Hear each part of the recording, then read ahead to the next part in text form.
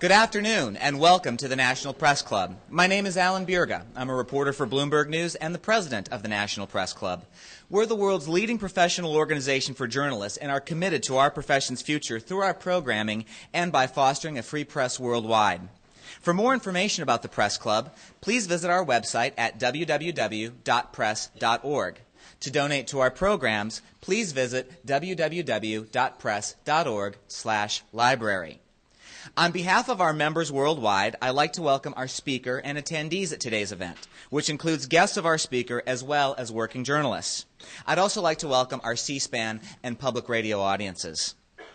After the speech concludes, I will ask as many audience questions as time permits.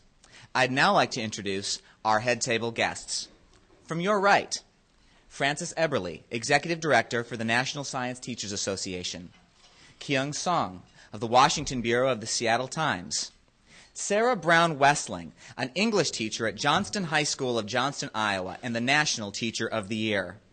Christiane Amanpour of ABC News, host of This Week with Christiane Amanpour that premieres this coming Sunday. Melody Barnes, Director of the White House Domestic Policy Council. Andrew Schneider, Chairman of the Club Speakers Committee and Associate Editor for Kiplinger Washington Editors. Skipping our speaker for the moment, we have Deborah Silameo, Senior Vice President at Hager Sharp and the Speakers Committee member who organized today's luncheon. Sherry Horsley, Principal of West Carter Middle School in Olive Hill, Kentucky. Catherine Skiba, reporter for the Chicago Tribune-Washington Bureau. Sarah Sparks, a reporter at Education Daily. And Lynn Sweet, Washington Bureau Chief for the Chicago Sun-Times and a columnist for politicsdaily.com.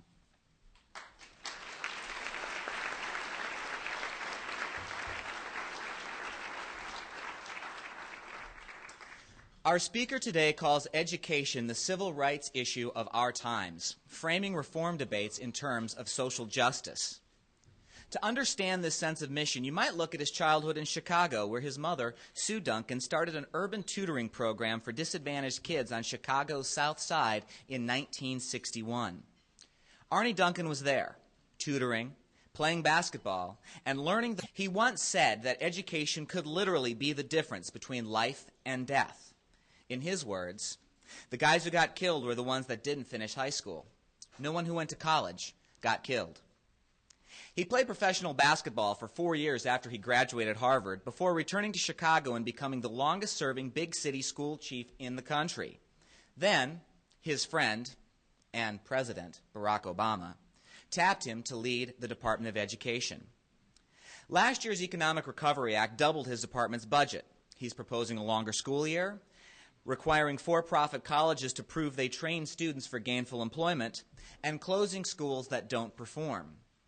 He faces challenges: the federal budget deficit, the achievement gap among white, black, and Hispanic students, teachers who say evaluations are based too much on test scores, and critics who say it's futile to cast today's challenges in terms of civil rights when a two-parent family is one of the biggest factors in determining a child's success.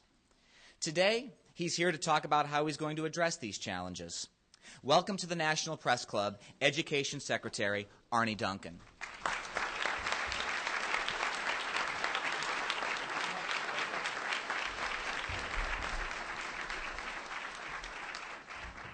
Good afternoon, and thank you so much for that kind introduction. The American story is all about extraordinary people who meet the challenges of their time with determination, with courage, and with vision. From the heroes of the American Revolution to the heroes of our transformative social movements, our nation was shaped by bold men and women who overcome resistance, fear, and dissent to build alliances that advance our collective welfare. They include great presidents, brilliant thinkers, insightful social leaders, and millions of ordinary Americans whose unheralded acts of generosity and courage strengthen us and lift us through the everyday challenges in our communities and the national crises that test us collectively. Throughout our history, the American spirit has yet to meet its match.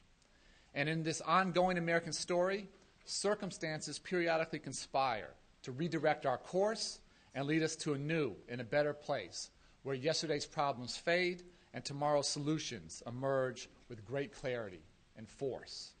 Today, in the field of public education, this moment is upon us. And I'm not the first one to say it.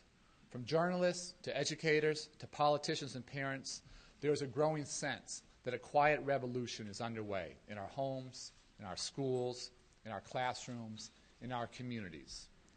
This quiet revolution is driven by motivated parents who want better educational outcomes for their children. They know how critical education is to succeed and compete in the global economy, and they insist on the very best, and they are willing to sacrifice to make that happen. It's driven by great teachers and educators and administrators who are challenging the defeatism and inertia that has trapped generations of children in second-rate schools. They know that every single child can learn in a school culture where parents are engaged, teachers are respected, and principals are empowered.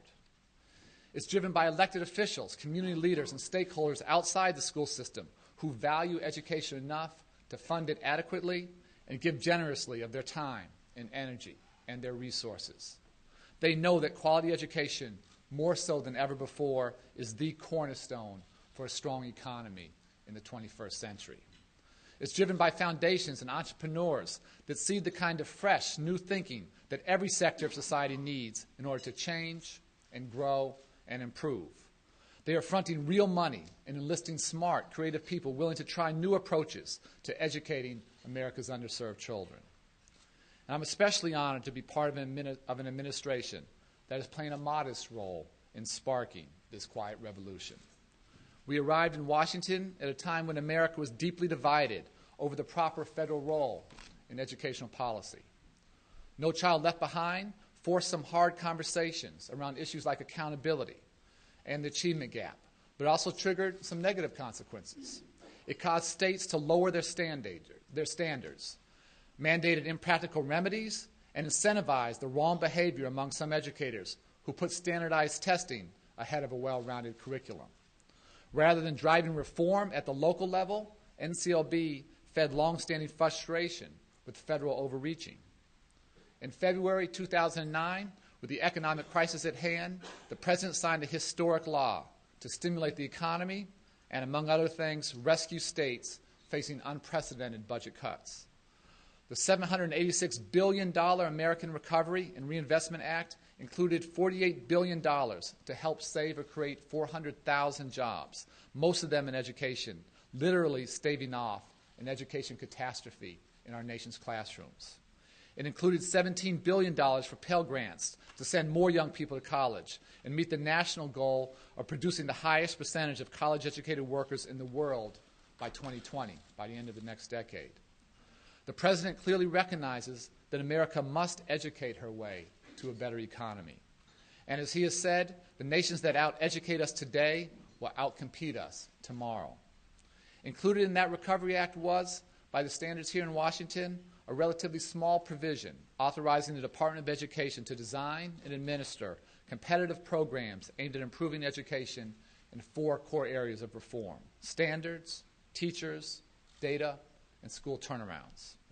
With a budget of just $5 billion, less than 1% of total education spending in America, this minor provision in the Recovery Act has unleashed an avalanche of pent-up educational reform activity at the state and at the local level. 48 states voluntarily collaborated to raise the bar and create common college and career-ready standards, solving one of the biggest drawbacks of NCLB without a federal mandate and without a federal dollar. So far, 29 states have adopted those standards, and even Massachusetts, universally viewed as having the highest standards in the country, unanimously voted to adopt those standards last week. And I want to single out Gene Wilhoit, who's here, and the chief state school officers, and Raymond Shapak of the National Governors Association, and Dane Lynn, who have done extraordinary work in driving this agenda. Their partners have been Brenda Wilborn of the State School Boards Association, and collectively, their leadership at the local level has helped to make this happen.